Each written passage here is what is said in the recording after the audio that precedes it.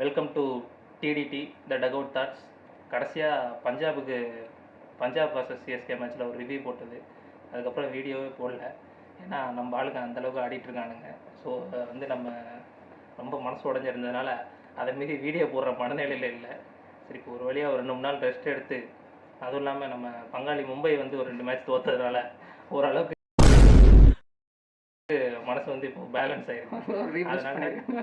அதனால் சரி, ஓகே, நம்ம வீடியோ போடலான்னு திருப்பி ஆரம்பிச்சிருக்கோம். சரி, நம்ம வந்து இப்போது 3 மேட்ச்சு லாஸ் ஆகிடுச்சு. நம்ம வந்து இப்போ பெருசாக ரொம்ப அப்படியே ஸ்டாட்ஸ்குள்ளெல்லாம் போகாமல் ஓவராலாக நம்மகிட்ட பிரச்சனை அப்படின்னு நம்ம கெஸ் பண்ணோம் அப்படின்னா, எனக்கு தெரிஞ்சு நம்ம ஆக்ஷனில் கோட்டை விட்டது தான். அதில் மெயினாக நம்ம அடிக்க வேண்டியது ஃப்ளெமிங் மாமா தான். அது வந்து ஃப்ளெமிங் எப்படின்னா, இப்போ நம்ம டோனி வந்து கேப்டனாக இருக்கும்போது, டோனி எப்படின்னா அந்த காலத்து டி ராஜேந்தர் மாதிரி அவரே வந்து எடிட்டிங்கு, டைரக்ஷனு, சாங்ஸு, மியூசிக்கு, ஆக்டிங் எல்லாமே பண்ணிடுவார்ன்ற மாதிரி டோனியே எல்லாமே பார்த்துப்பார். டோனியை பொறுத்த வரைக்கும் அவர் சொன்னதை கேட்டு சும்மா கோச்சுன்ற பொசிஷனில் ஒருத்தர் இருந்தால் போதும், அப்படி வச்சுருந்த ஆள் தான் ஃப்ளெமிங்கு. அவர் சொல்லப்போனால் ஒரு இன்ஆக்டிவ் கோச் தான். ஆனால் வந்து இப்போ டோனியோட இன்வால்மெண்ட் வந்து பெருசாக நம்ம டீமில் கிடையாது. அதனால் தலை இல்லாத பட்சத்துக்கு ஒரு ஆக்டிவ் கோச் வந்து நமக்கு இருந்தே ஆகணும். இவன் எந்த லெவலுக்கு வந்து எடுத்து வச்சுருக்கான் ஆக்ஷன்னா, இப்போ நம்மளோட 11ஸில் வந்து ஒரு 4 ஃபாரின் பிளேயரை ஃபில் பண்ண கூட முடியாத அளவுக்கு தான் இவனோட ஆக்ஷனில் இவன் எடுத்து வந்துருக்கிற பிளேயர்ஸோட லிஸ்ட் இருக்குது. இத்தனைக்கும் நம்மகிட்ட வந்து செகண்ட் மோஸ்ட்டு வேல்யூ இருந்துச்சு பர்ஸில் வந்து ஆக்ஷன் டைமில் நமக்கு. அப்படி இருந்துமே ஒரு 4 ஃபாரின் ஸ்டார்ட்டை ஃபில் பண்ண கூட முடியாத அளவுக்கு இவன் ஆளுங்க எடுத்து வச்சுருக்கான்.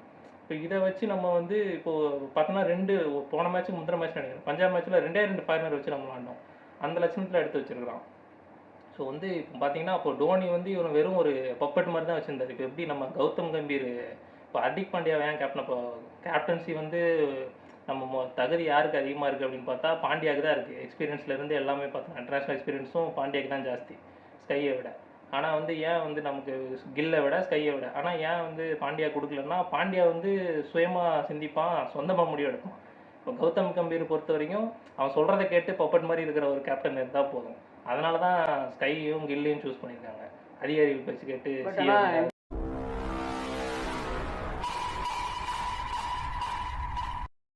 வந்து கப் அடிச்சிட்டாங்க. பட் ஆனால் அதுக்காக வந்து சூரியகுமார் யாதவ் வந்து பாண்டியாவோட பெஸ்ட் கேப்டனானு என்ன கேட்டால் நான் ஒத்துக்க மாட்டேன். அட்லீஸ்ட் பும்ரா T20 பொறுத்த வரைக்கும் பும்ரா கேப்டனாக போட்டிருந்தா கூட நம்ம ஓரளவு அக்செப்ட் பண்ணிக்கலாம். ஏன்னா T20 பொறுத்த வரைக்கும் ஒரு இன்வால்யூபிள் பிளேயர், அதனால அவர் நம்ம கேப்டனாக போட்டிருக்காங்கன்னு அக்செப்ட் பண்ணலாம். அப்படி இருந்துமே என்ன கேட்டால், நிறைய பேரை கேட்டால் பாண்டியா தான் பெஸ்ட் கேப்டன் சொல்லுவாங்க. ஆனால் கம்பேரிட்டிவ் யோசிச்சு பார்த்தா ஒரு டெஸ்ட் மேட்ச் பும்ரா கேப்டன்ஷிப் பண்ணார், பெட்டராகவே பண்ணாரா? ஆமாம், ஒரு மேட்சோ 2 மேட்சோ ஒரு சீரியஸாக கூட நினைக்கிறேன். ஆஸ்திரேலியா கூட தான் சீரியஸ் நினைக்கிறேன். எப்பவுமே ஒரு டெஸ்ட் மேட்ச் பொறுத்த வரைக்கும் ஒரு பவுலர் கேப்டனாக இருக்கும்போது அந்த அக்ரெஷன் கொஞ்சம் நல்லா இருக்கும், பெட்டராக இருக்கும். டீமே ஒரு மாதிரி மோட்டிவேட்டடாக இருப்பாங்க. ஆஸ்திரேலியா வந்து கமின்ஸ் கேப்டன் ஆனதுக்கப்புறம் டெஸ்ட்டில் வந்து ரொம்ப நல்லா பண்ணுறாங்கல்ல, அந்த மாதிரி. ஸோ வந்து அந்த மாதிரி இருந்திருக்கும். ஸோ இவனுங்க வந்து இவன் ஃப்ளெமிங் ஆக்சுவலாக ஒரு ஆள் மாரியே இல்லை. ஆக்சுவலாக வந்து அவன் ஒரு மிட் கேப்டன் தான். அவன் மிட் கேப்டன் கூட கிடையாது, அவன் அந்த காலத்து கோலி தான். அவன் வந்து நியூசிலாந்து டீமுக்கு கேப்டனாக இருந்தப்போ அவன் கோலிக்கு எப்படி கப்புக்கும் கோலிக்கும் ஏழாம் பொறுத்த மாதிரி ஃப்ளெமிங்க்கும் கப்புக்கும் அப்படி தான். ஆக்சுவலாக ஃப்ளெமிங்க்கு அப்புறம் மெக்கலும் வெட்டோரி இவங்க 2 பேரும் கூட பெருசாக பண்ணல. ஆக்சுவலாக என்ன கேட்டால் வில்லியம்சன் தான் அட்லீஸ்ட் அந்த டீமை ஓரளவுக்கு நாக் அவுட்ஸ்லேயாவது கொண்டு வந்தார். ஆக்சுவலாக கப் அடிச்சிருக்க வேண்டியது வில்லியம்சன் தலைமையில், ஆனால் வந்து கொஞ்சம் அன்லக்கியாக போயிட்டாங்க. மற்றபடி பார்த்தா சொல்ல முடியாது, இங்கிலாந்து கொஞ்சம் ஸ்கேம் பண்ணிட்டாங்க. ஸோ நம்ம வந்து இவன் எடுத்து கொடுத்த லட்சணத்துக்கு நம்ம ருத்ராஜை அடிக்கணுமான்னு கேட்டால் ருத்ராஜையும் அடிக்கணும். ருத்ராஜ் வந்து ஒரு கேப்டன்சி மெட்டீரியல் இல்லை தான். ஆனால் என்ன கேட்டால் ருத்ராஜ் தான் வந்து ஓரளவுக்கு பேட்டிங்காவது நமக்கு சப்போர்ட் பண்ணிட்டு இருந்தார் லாஸ்ட்டு ஒரு 2-3 வருஷமாக. இப்போ அவர் கேப்டன்சி கொடுத்து இவங்க எடுத்து வச்சிருக்கிற டீம் லட்சணத்தை வச்சு பார்க்கும்போது அவரால் வந்து இந்த டீமை வச்சு மேக்ஸிமம் அவுட்புட் எடுக்கிறதுக்கு முடியல. ஏன்னா அவர் ஒன்றும் டோனி கிடையாது. இப்படி ஒரு சுமாரான டீமை கொடுத்து என்ன பிளே ஆஃப் கூப்பிட்டு போனால் அவர் எப்படி கூப்பிட்டு போவார். என்னை கேட்டால் வந்து இப்போ இந்த கேப்டன்சி ப்ரெஷரால் ருத்ராஜோட பேட்டிங்கும் ப்ராப்ளம் ஆகுது. ருத்ராஜ் வந்து ஒரு நம்ம ஃப்ரீடமாக ஆடணுமா, ஸ்ட்ரைக் ரேட்டு வந்து இன்டென்ட் காட்டணுமா, இல்லாட்டி நம்ம வந்து ஆங்கர் இன்னிங்ஸ் ஆடணுமான்னு அவர் ஒன்றுமே புரியாமல் ஒரு கன்ஃபியூஸ் ஸ்டேட்டில் இருக்காரு. அப்போ ஒரு டவுட்டு, அப்போ கேப்டன்சி ருத்ராஜ் விட்டா யார் கொடுப்பீங்க சிஎஸ்கேல? எனக்கு தெரிஞ்சு ஆள் ஆப்ஷன்லாம் இருக்குது. சஞ்சு இருக்காப்புல, தூபே இருக்காப்புல, கொடுக்கணும்னா கொடுக்கலாம். இது ரெண்டுமே இல்லாமல் ஆயுஷ் மாத்திரே வந்து 2 ஏர்லி தான் இருந்தாலும் சஞ்சு சாம்சன் கொடுக்கலாம். இல்லாட்டி ஆனால் மிட் சீசனில் கேப்டன்சி மாற்றுறதுன்றது டீமோட ஒரு மாதிரி மாறல அடி வாங்கும். ஸோ வந்து ருத்ராஜ் கேப்டன்சி பற்றி கண்டினியூ ஆகிறது ஒன்றும் பிரச்சனை இல்லை. ஆனால் ருத்ராஜுக்கு வந்து அந்த கோப்பை கொடுக்கணும். தோத்தாலும் பரவாயில்ல, நீ உன் கேம் ஆடு. நீ வந்து ரொம்ப அப்படியே யோசிச்சுக்கிட்டு ஒரு மாதிரி நம்ம வந்து ஆங்கர் இன்னிங்ஸ் ஆடணும் அப்படி ஆடிட்டு இருக்கும்போது 2-3 டாட் பால் வச்சுன்னா அவனே ப்ரெஷர் போட்டுக்கிட்டு ஒரு மாதிரி ப்ரீ டிசைடடாக ஒரு ஷாட் வந்து ஒரு மாதிரி வாண்டடாக போகிறான். அதாவது தேவையில்லாமல் ராங் ஷாட் செலெக்ஷன் பண்ணி தான் அவுட் ஆகிட்டு இருக்கான் எல்லா மேட்சும். ஸோ அந்த மாதிரியும் போயிட்டுருக்கு. ஸோ வந்து இவனுங்க நம்ம ருத்துராஜ் வச்சு பார்க்கும்போது இப்போ அர்ஜுன் டெண்டுல்கர்லாம் பேசிட்டு இருக்கானுங்க. இவனுங்க வந்து அர்ஜுன் டெண்டுல்கர் வந்து லக்னோவில் தண்ணி வாட்டர் ட்ரிங்க்ஸு கேரி பண்ணுறதெல்லாம் பார்க்கும்போது நம்ம ஆளுங்க ருத்ராஜெலாம் அடிக்க போகும்போது ரொம்ப எல்லாரும் போட்டு அடிச்சுட்டு இருக்காங்க. எனக்கு அர்ஜுன் டெண்டுல்கர் அந்த ரீல்ஸ் தான் வருது. அர்ஜுன் டெண்டுல்கரை வந்து பயங்கரமாக பாராட்டி போட்டுட்ருக்காங்க. அவன் வந்து எதுக்கு பாராட்டுறாங்க? அவன் வந்து இப்போ எப்படின்னா அர்ஜுனோட டெண்டுல்கரோட பொண்ணு வந்து நல்லா அவங்க அந்த ஒரு ரிச் லைஃபை லக்ஸுரியஸ் லைஃபை வாழ்கிறாங்களாம் நல்லா. ஆனால் அர்ஜுன் டெண்டுல்கர் வந்து அவனோட பேஷனுக்காக தண்ணி பாட்டில்லாம் கேரி பண்ணிட்டு இருக்கான் சான்ஸ் கிடைக்காம. ஆக்சுவலாக அர்ஜுன் டெண்டுல்கர் வந்து ஒரு மிட் பிளேயர் தான். அவன் இது வரைக்கும் எஸ்எம்ஏடிலையோ விஜயசாராலையோ டொமஸ்டிக்லையோ ரஞ்சிலையோ எதுலேயுமே அவன் பெருசாக பர்ஃபார்ம் பண்ணல. அப்படி இருந்தும் அவனுக்கு வட்ட ஒரு ஐபிஎல் டீமில் பிட்டு போடுறாங்க, ஒரு டீமில் அவனுக்கு வந்து பிளேஸ் கிடைக்குதுன்னா அதுக்கு காரணமே அவன் சச்சின் பையன்றதுனால தான். ஆனால் ருத்ராஜ் எடுத்துக்கிட்டிங்கன்னா அப்படி கிடையாது. இந்த ப்ரிவிலேஜ் இருக்கிறதுனே தெரியாமல் இன்னும் முட்டாத்தனமாக அவன் வாட்டர் கேன் தண்ணி எடுத்துகிட்டு போய்கிட்டு இருக்கான்றதே பெருமையாக பேசிட்டு தெரியும். அதனாலே அவனை போய் மோட்டிவேட் அவனை வச்சு மற்ற பசங்களுக்குலாம் இப்போ மோட்டிவேட் ஆகிற மாதிரிலாம் போட்டுட்டு இருக்கானுங்க. ஆக்சுவலாக அவனை விட நம்ம எல்லாருமே பெட்ரு. அப்படிங்கும்போது ருத்ராஜ் என்ன கேட்டால் டோனி ஒருத்தனை வந்து தப்பாக கணிச்சாரு இத்தனை வருஷத்தில் அப்படின்னா நான் பார்த்தது ருத்ராஜ் தான். ஏன்னா ஸ்பார்க்கே இல்லை டீமில். என்கிட்ட இருக்கிற 2020 சீசன் நினைக்கிறேன், என்கிட்ட இருக்கிற யங்ஸ்டர்ஸ் தான் வந்து ஸ்பார்க்கே இல்லைன்னு சொன்னதுக்கப்புறமும் ருத்ராஜ் வந்து அதுக்கப்புறம் டோனியை ராங்குன்னு ப்ரூவ் பண்ணது எனக்கு தெரிஞ்ச ருத்ராஜ் தான். லாஸ்ட்டாக 3 மேட்ச்சு கன்சிஸ்டண்ட்டாக 350 அடித்து அதனால தான் ஸ்பார்க் ராஜ்னு பேரே வந்துச்சு. ஸோ அப்படி வந்து டோனியே ராங்குன்னு ப்ரூவ் பண்ணேன். எங்கே இருந்தானே தெரியாமல் வந்து இப்போது எனக்கு தெரிஞ்சு எப்போவுமே அவன் வந்து அவன் இந்தியாவோட இன்டர்நேஷ்னல் டோரை வந்து நாக் பண்ணிட்டே தான் இருக்கான். ஆனால் அவனுக்கு சான்ஸ் கிடைக்காம தான் இருக்குது. சொல்லப்போனால் அந்த மாதிரி எடிட்ஸ் போடணுன்னா நம்ம ருத்ராஜுக்கு தான் போடணும். ஆனால் அவன் கேப்டன்சி மெட்டீரியலில் தான் கேப்டன்சி ரொம்ப சொதப்புறான் தான். பிரசாந்த் வீருக்கு ஓவர் கொடுக்க மாட்டான். பிரசாந்த் வீருக்கு ஓவர் கொடுத்தா இன்னும் கொஞ்சம் கூட ஸ்பின்னர் மேலே கான்ஃபிடென்ட்டாக பெட்டிங் போகவே மாட்டான்றான் கான்ஃபிடென்ட்டாக ருத்ராஜ். எதுக்குன்னே தெரில. ஸோ வந்து அவங்ககிட்டே நிறைய பிரச்சனைகள் இருக்குது. ஆனால் நம்ம அடிக்கணும் அப்படின்னு பார்த்தா நம்ம ஃப்ளெமிங்கை தான் அடிக்கணும். ஃப்ளெமிங்கையும் இந்த மேனேஜ்மெண்ட்டையும் இந்த ஆக்ஷன் டேபிள் உட்காரணுங்களே தான் அடிக்கணும்.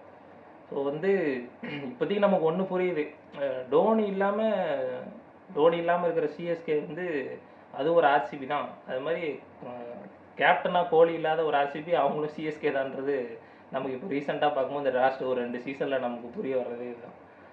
ஸோ ஹென்ரின் வந்து நான் கிட்டத்தட்ட ஒரு ஃபர்ஸ்ட் மேட்ச் நான் பார்த்த லட்சத்துலேருந்தே சொல்றேன். ஹென்ரி பவர் பிளேல பெட்டரா போடுவார்னு நினைச்சேன். டெத்தில் அவர் போட்டுக்கிட மாட்டாருன்னு அது எனக்கு தெரியும். டெத்தில் அவரால் போட முடியாதுன்னு நான் முன்னாடியே சொன்னேன். ஆனால் பவர் பிளேல டீசெண்டாக போடுவார்னு நினச்சேன். பட் ஆனால் அது போடவே அது சரியாக பவர் பிளேலேயே ரொம்ப டிஃபென்சிவாக போகிறான். பவர் பிளேலேயே ஸ்லோ பால் போடுறான். நிறைய வந்து பவர் பிளேலேயே ஒயிட் லென்த்துக்கு போடுறான். பவர் பிளே நீ லைனல் லென்த்து நல்லா பால் ஸ்விங்கார நியூ பால்ன்ற பட்சத்தில் நீ லைனல் லென்த்தில் போட. ஒரு ஓவரில் 4-5 பால் கூட லைனல் லென்த்து போட மாட்டான். ஃபுல் டாஸ் போடுறான், ஷார்ட் பால் போடுறான், லெக் சைடு போடுறான், இல்லாட்டி ஒய்டியா இருக்கிறதுக்கு போயிடுறான். ஸ்லோ பால்னு ஒரு 2 4 இல்லை ஒரு 6 அடிச்சானுங்கன்னா டிஃபென்சிவாக ஒய்டியா இருக்கிறது, இல்லாட்டி ஸ்லோ பாலுக்கு போயிடுறான். ஸோ அவன் வேலைக்கு ஆக மாட்டான் எனக்கு தெரியும். அதுக்கப்புறம் மும்பை இந்தியன்ஸ் கண்டிப்பாக ஒரு பிளே ஆஃப்ஸில் துண்டை போட்டு தான் ஆடுறாங்கன்னு சொன்னோம். பட் ஆனால் இப்போ டேபிள் 8th இருக்கிறாங்க. இல்லை மும்பையை பொறுத்த வரைக்கும் நம்ம சிஎஸ்கே அதுவும் நம்ம ஜட்ஜ் பண்ணது தப்பாயிடுச்சா?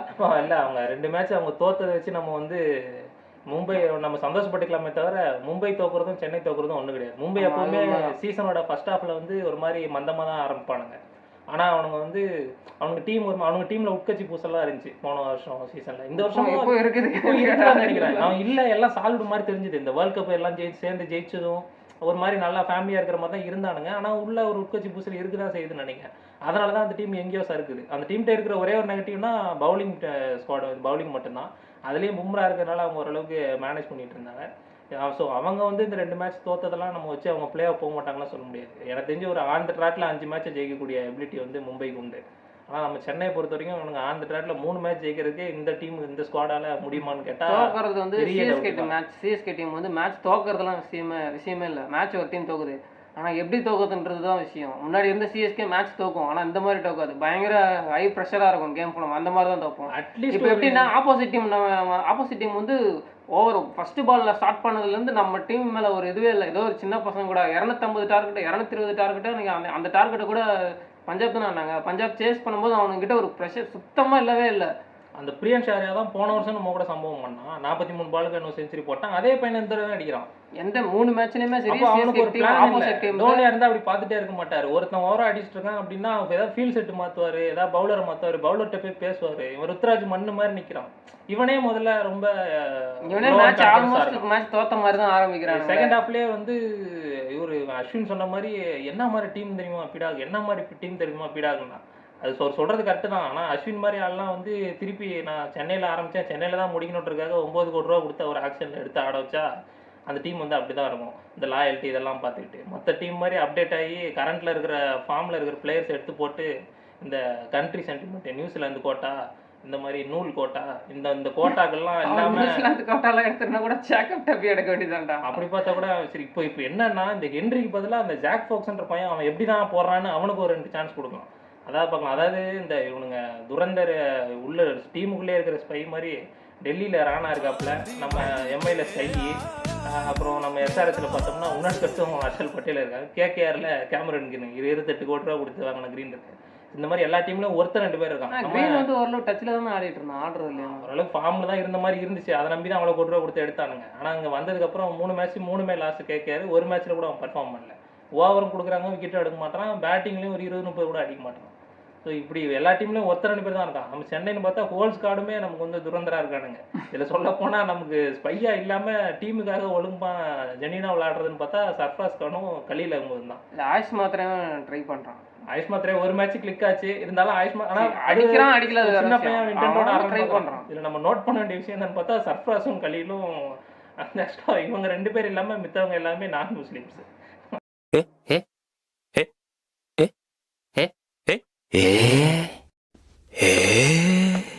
நம்ம வந்து ஸ்பையா இருக்கிறவங்க எல்லாரும் சர்ஃப்ராஸ் எல்லாம் ஏதோ பணம் சேர்த்துக்கிட்டு இருக்கிறோம் அப்படின்ற மாதிரி பெஸ்ட் பிரைஸ்ல எடுத்தது நம்ம டீம் சிஎஸ்கே. சரி, இவனுங்களை பத்தி புலம்னா நம்ம புலம்பிட்டே தான் இருக்கணும். சரி, நம்ம வந்து நமக்கு ஒரு 11 இது ஆடினா பெட்டரா இருக்கும் நம்ம நினைக்கிறோம். இது எனக்கு தெரிஞ்ச அவனுக்கு பண்ண மாட்டானுங்க. ஆனா அப்படி பண்ணானுங்கன்னா நல்லா இருக்கும்னு நம்ம நினைக்கிறோம். சரி வந்து சரி நம்ம அந்த 11 பத்தி சொல்லணும்னா எனக்கு தெரிஞ்சு ஓப்பனிங் வந்து சஞ்சுவும் மாத்திரையும் இறங்கணும். 1 டவுன் வந்து ருத்ராஜ் ஆடணும். அப்புறம் நம்பர் 4 வந்து சர்ஃப்ராஸ் ஆடணும். நம்பர் 5 தூபே ஆடணும். நம்பர் 5 6 வந்து தூபே ஆர் பிரேவிஸ் 2 பேரும் மாத்தி மாத்தி இறங்கிப்பா. சிச்சுவேஷனுக்கு அந்த மாதிரி விக்கெட் எப்போ போகுது, ஸ்பின்னர் அங்க ஆப்ரேட் பண்ணிட்டு இருந்தாங்கன்னா தூபே போகலாம். இல்லை கொஞ்சம் லேட்டரான விக்கெட் விழுது அப்படின்னா பிரேவிஸ் போகலாம். இந்த மாதிரி அவங்க 2 பேரும் மாற்றி இறங்கிக்கலாம். அப்புறம் நம்ம டீம் பேலன்ஸ் பார்த்தோம்னா நம்பர் 7ல் ஓவர்டன், நம்பர் 8ல் கம்போஜ், 9 கலீல், 10 நூர் ஆடலாம். நம்ம வந்து இம்பேக்ட் பிளேயராக 11ல் பார்த்தோம்னா ஃபோக்ஸு, இம்பேக்ட் பிளேயராக பார்த்தோம்னா நம்ம கார்த்திக் சர்மா, ராகுல் சஹர், உர்வில் பட்டேல், இவங்க 3 பேரை வச்சுக்கலாம். இவங்க யாராவது ஒருத்தர் வந்து நமக்கு வந்து பவுலிங்கோ பேட்டிங்கோ எந்த நீட் இருக்கோ அதுக்கு தகுந்த மாதிரி ஒருத்தர் வச்சுக்கலாம். ஆக்சுவலாக வந்து பிரவிஸ் இந்த மேட்ச்சுக்கு கண்டிப்பாக வந்துருவார் சொல்கிறாங்க. ஸோ வந்து மிடில் ஆர்டர் ஓரளவுக்கு இப்போ நம்ம இவ்வளோ தூரம் அவருக்கு ஐப்பு கொடுத்து கடைசியில் அவர் வந்து சிங்கிள் டிஜிட்டில் அவுட் ஆனாலும் ஒன்றும் பண்ண முடியாது தான் இருக்கிறோம். எனக்கு என்ன புரியல, இப்போ நம்ம பேட்டிங் வந்து பற்றி ரொம்ப கவலைப்பட தேவையில்ல. பேட்டிங் எப்போ நம்மகிட்ட டீசெண்டாக இருக்குது. என்ன கேட்டால் பவுலிங் சைடில் தான் நமக்கு பேப்பரில் இருக்குது. ஆனால் ஆட மாட்டானுங்க. இந்த ஓப்பனிங் ஆடுற சாம்சனும் ருத்ராஜும் வந்து ஒன்று இவங்களில் ஒருத்தன் வந்து அதாவது ருத்ராஜ் அட்லீஸ்ட் 1 டவுன் வரணும். அதுவும் இல்லாமல் இவங்க 2 பேரில் ஒருத்தன் வந்து பர்ஃபார்ம் பண்ணியே ஆகணும். 2 பேரில் ஒருத்தனாவது வந்து ஒரு 20 to 30 பால்ஸ் அவங்க ஃபேஸ் பண்ணணும் ஃபர்ஸ்ட்டு. அதுதான் எனக்கு தெரிஞ்சு அங்கே தான் நம்ம டீம் வந்து ரொம்ப லேக் ஆகுது. இன்னொரு நம்ம டீம்கிட்ட இருக்கிற பெரிய ப்ராப்ளம், ஜாமி ஓவர்டன் நல்ல ஃபார்மில் இருக்கிறாரு, ஸ்பீட் பாலை நல்லா ஹிட் பண்ணுறாரு. ஆனால் நம்ம சீக்கிரமாக விக்கெட் ஓடுறதுனால அவரை 10வது 12வதுலேயே இறக்கி அவர் ஸ்பின்னாக ஆடிட்டு இருக்காரு. 40 பால் ஆனான்னா அது பாதி பாலுக்கு மேலே ஸ்பின் ஆனார்னா கண்டிப்பாக அவரால் அவ்வளோ அஃபெக்டிவாக இருக்க முடியாது. பட் ஆனால் இப்போ ஆர்சிபி மேட்ச் கூட பார்த்தீங்கன்னா புரியும், ஜாமி ஓவர்டன் ஸ்பின்னாக தான் அவ்வளோ பெருசாக ஹிட் பண்ண முடியல தவிர ஃபேஸ் பாலெல்லாம் வச்சு ஒருத்தன் தான் இந்த 3 மேட்ச் தோக்கும் போது கொஞ்சம் வருத்தமாக இருக்கான். அப்படின்னா எனக்கு இந்த சிஎஸ்கே பேஜில் போடுற நம்ம ஜாமி ஓவர்டனை கரெக்டாக நம்ம விக்கெட்டை கரெக்டாக பேலன்ஸ் பண்ணி ஆனால் ஜாமி ஓவர்டன் கரெக்டாக டெத்தில் நம்ம கிடைப்பார். ஒரு 3-4 ஓவர் ஆடினா போதும், அதில் பயங்கர எஃபெக்டிவாக இருப்பார் ஜாமி ஓவர்டன் ஸ்பீட் பால் ஆடும்போது. இந்த இவனுங்க சிஎஸ்கே பேஜில் போடுற வீடியோலாம் பார்த்தீங்கன்னா எனக்கு வயிற்றுச்சலாக இருக்குது. என்னமோ எதுவுமே நடக்காத மாதிரி கேஷுவலாக இவனுங்க ஓடி பிடிச்சி விளையாடுற மாதிரி, இவனுங்க இந்த செல்ஃபி வீடியோ எடுக்கிற மாதிரி, அப்புறம் வந்து குட்டி குட்டியாக இவனுங்க டீம் ட்ரெஸ்ஸிங் ரூம் விளாக் பண்ணுறது, அப்படி கேட்ச் பிடிக்கும் போது இவனுக்கு ஃபன் பண்ணுறதுன்னு இதெல்லாம் போடுறது மூலமாக இவனுங்க வந்து ஒன்றும் இல்லை அதெல்லாம் ஒன்றும் இல்லை லேசாக தான் வாங்கியிருக்குன்ற மாதிரி இவனுங்க ஏதோ ப்ரூவ் பண்ண ட்ரை பண்ணுறானுங்க. அது வந்து நம்ம பார்க்குறவனோட மென்டல் பீஸ் பற்றி இவங்களுக்கு கவலை இருக்காங்க. நீ ஜெயிச்சுட்டு 3 மேட்ச்சில் ஒரு மேட்சாக ஜெயிச்சுட்டு நீ எதனா போட்டினா சந்தோஷமாக பார்த்துட்டு இருக்கலாம். அதை இல்லை 3 மேட்ச் ஜெயிச்சுன்னு கூட நான் பேசல. 3 மேட்ச் தோத்ததெல்லாம் விஷயம் இல்லை. முன்னாடி சிஎஸ்கே தோத்ததே இல்லைன்னா இல்லை, முன்னாடியே தோற்றுருக்கு 3 மேட்ச் இந்த மாதிரிலாம் தோற்றுருக்கு. ஆனால் தோக்குறது எப்படி தோக்கும்னா பயங்கர எஜ்ஜில் போய் தோக்கும், அந்த மாதிரி தோக்கும். இந்த மாதிரி வந்து கேவலமாக, அதாவது நீங்களாம் ஒரு ஆளே இல்லடா அப்படின்ற மாதிரிலாம் சிஎஸ்கே டீமை தோக்க அடிக்கவே முடியாது. இந்த மேட்ச் தோத்ததெல்லாம் அப்படிதான். 3 மேட்சுமே எனக்கு தெரிஞ்சு அப்படிதான் இருக்கு. எனக்கு தெரிஞ்சு இப்போ அடுத்த மேட்ச் ஒரு வேலையை ஆனால் ஜெயிச்சிருவாங்கன்னு நினைக்கிறேன். ஏன்னா வந்து ஃபர்ஸ்ட்ல சொன்ன மாதிரி யார் கூட மேட்ச் அடுத்த மேட்ச் டெல்லி கூட சேப்பாக்கத்தில் தான் மேட்ச். டெல்லி கூடயா? பிரவிஸ் வந்துருவாருன்னு சொல்றாங்க. பிரவிஸ் கன்ஃபார்மாக வந்துருவாரு. தலை வந்து வந்துருவாரு, நிறைய பேர் எதிர்பார்த்துட்டு இருக்க மாட்டாங்க, எதிர்பார்க்குறாங்க. ஆனால் வந்து டோனி ஆட மாட்டார். ஏன்னா வந்து டோனிக்கு வந்து இன்ஜுரி இன்னும் சரியாகல. அவர் சும்மா இந்த மாதிரி இவனுங்க பேஜில் வந்து நம்மளெல்லாம் காம் பண்ணுறதுக்காக டோனி ப்ராக்டிஸ் பண்ணுற மாதிரி வீடியோலாம் போட்டு நம்ம வந்து சின்ன குழந்தைங்களுக்கு அழும்போது உட்வாட்ஸ் கொடுக்குற மாதிரி நம்மளை கொடுத்து ஏமாற்றிட்டு இருக்கானுங்க. ஆக்சுவலாக அவர் அடுத்த மேட்ச் ஆட போகிறதில்ல, பிரவிஸ் தான் ஆடுவார். ஸோ ஆனாலும் அடுத்த மேட்ச் ஜெயிச்சிருவாங்கன்னு நம்பிக்கை இருக்குது. பிரவிஸ் வந்தனால இல்லை, ஜெயிச்சிருவாங்கலாம் நான் சொல்ல மாட்டேன். கேம்பெயினில் வந்து சேஞ்சஸ்லாம் இருந்தால் என்ன நடக்குதுன்னு பார்க்கலாம், அப்படி தான் நான் யோசிக்கிறேன். அதனால அடுத்த மேட்ச் ஜெயிச்சிருவாங்க நினைக்கிறேன். ஏன்னா வந்து நம்ம விஜய்னா வந்து கேம்பெயினில் சிஎஸ்கே வந்து லிஃப்ட் பண்ணிட்டாரு. ஸோ வந்து